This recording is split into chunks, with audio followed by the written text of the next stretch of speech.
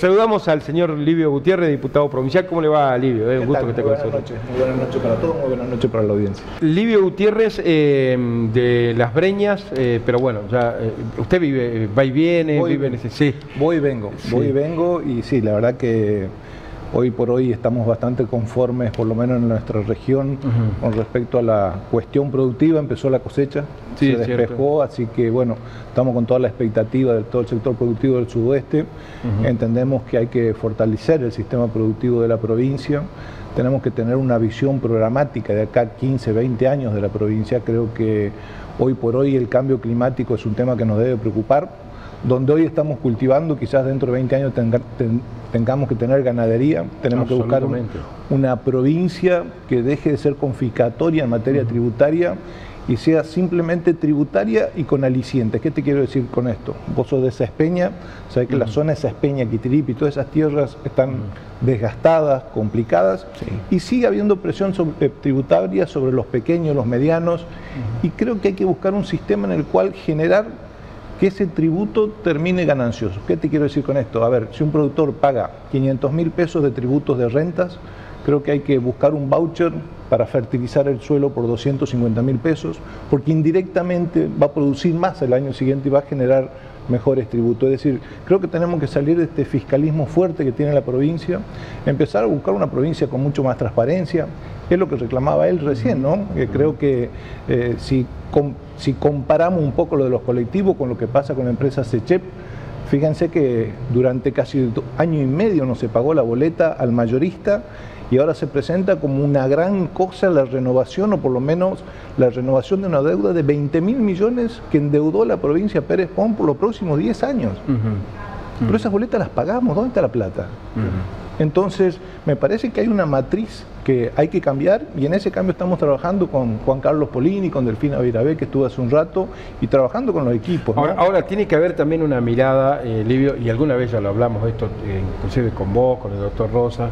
Me parece que por ahí vamos a Buenos Aires pidiendo dádivas, pero concretamente no puede ser que un vecino de Recoleta, un vecino de Palermo, pagues 3.000 pesos de energía y nosotros pagamos 30. Y es la cuestión tributaria que te acabo de decir. Vos agarrás tu boleta de SECHEP y tenés 4 cargos. Tenés consumo de primer rango, de segundo rango, tercer rango.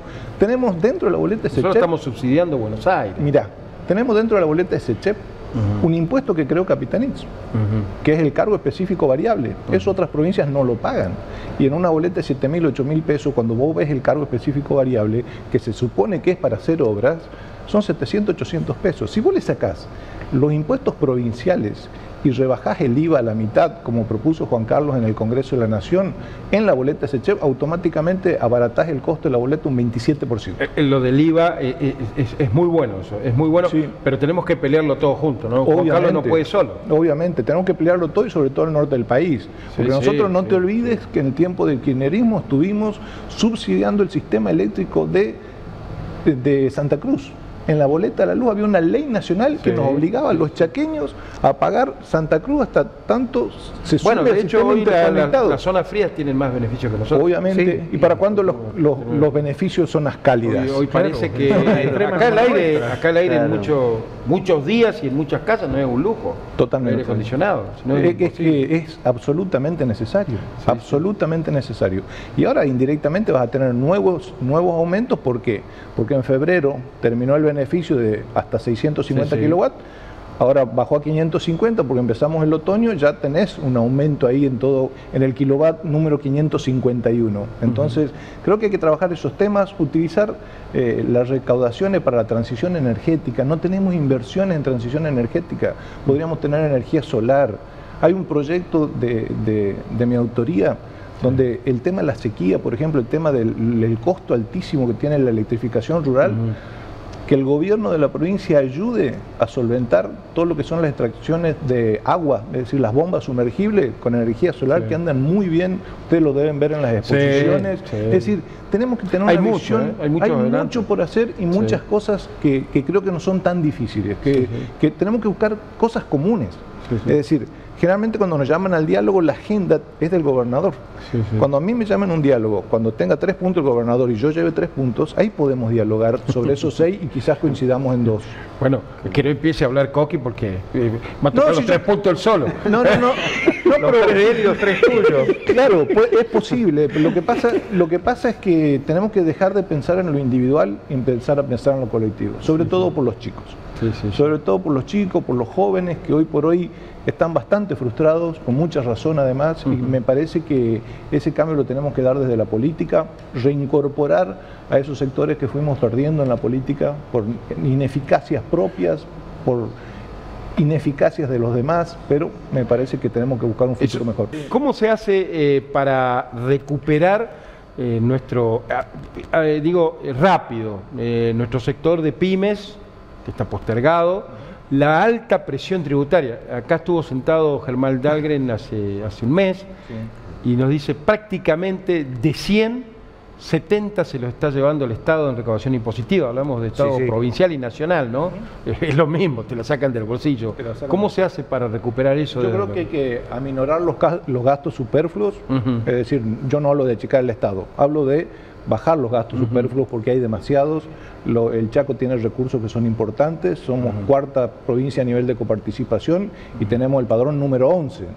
Cuando vos analizás en el norte de la República Argentina, los recursos que no se coparticipan, sino que los que vienen por fuera, por convenio, por obra y por lo demás, también son los más importantes de la República Argentina. Entonces, no es un problema de dinero, creo que es un problema de cuidar los gastos inútiles, de tener organismos de contralor en manos de la oposición. Eso lo ratifico.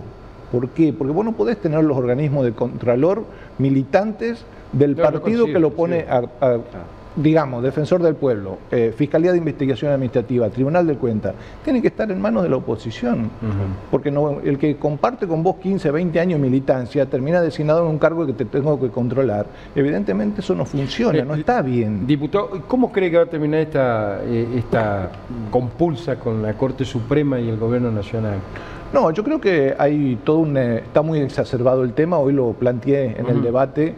La verdad que Martín Soria hizo exactamente lo mismo hace 4 años atrás y llegó a la Corte Suprema e impugnó la RR de Huereltelnik, que era candidato a gobernador. Entonces, hay que acordarse que pasó hace 4 años. Hace 4 años, con la misma composición de la Corte, que votó tal cual votaron en esta medida cautelar hace unos días, esa misma composición hizo lo mismo hace 4 años.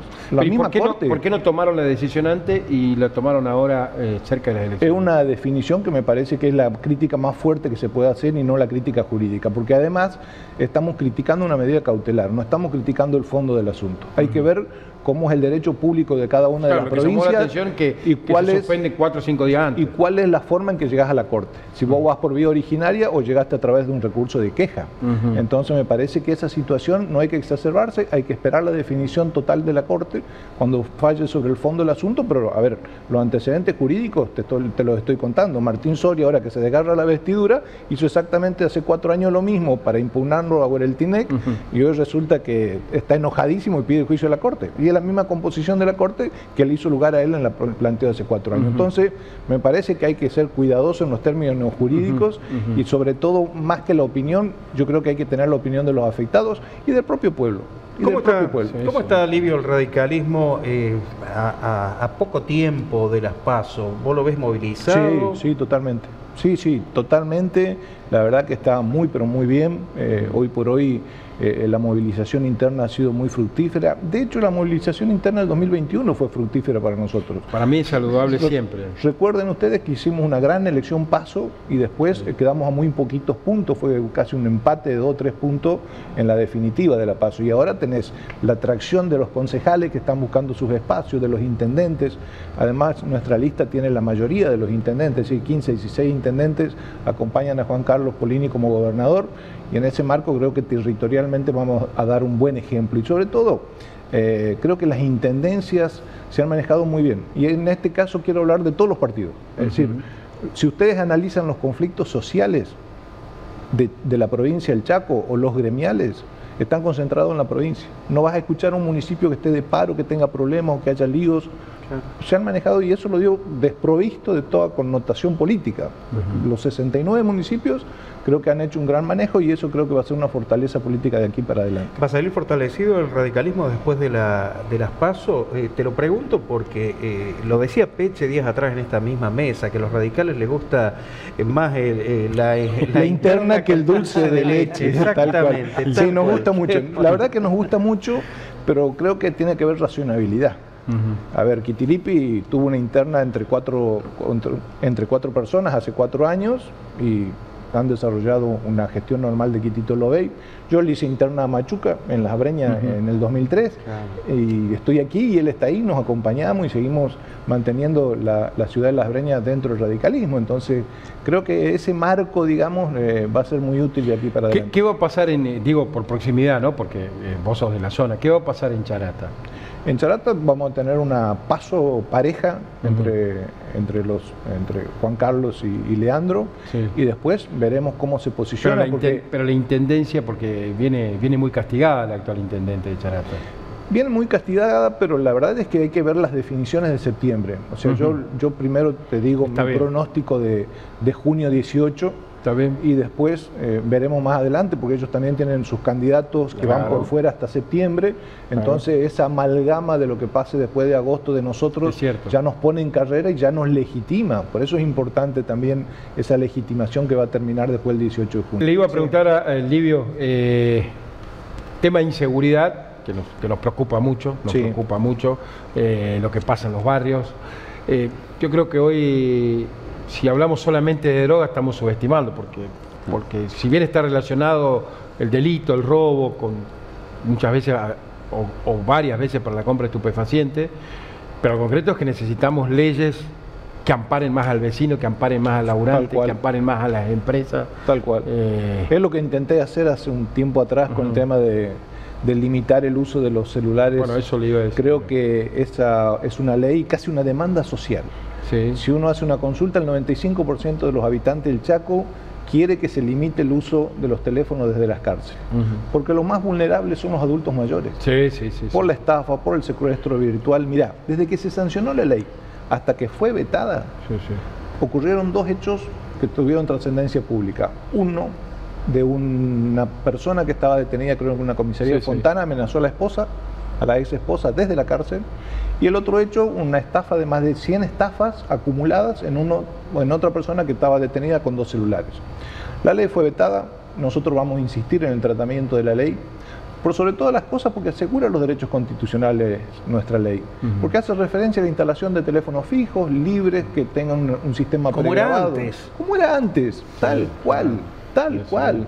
Yo creo que ese tema, y el otro, la educación. A ver, vos te quedaste hoy sin tu celular, podés dar educación con una tablet, que el profesor sea responsable y entregue 24 tablets, retire las 24 tablets.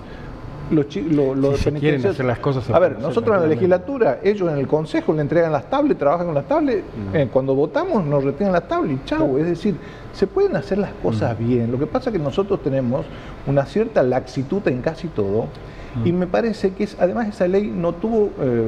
hay una ley nacional que salió posterior a mi proyecto de ley, y esa ley no fue tachada de inconstitucional. Lo de las tablets, Livio, es porque muchos de tus antecesores terminaban el mandato y se llevaban la computadora a la casa. Puede ser, yo siempre usé la mía.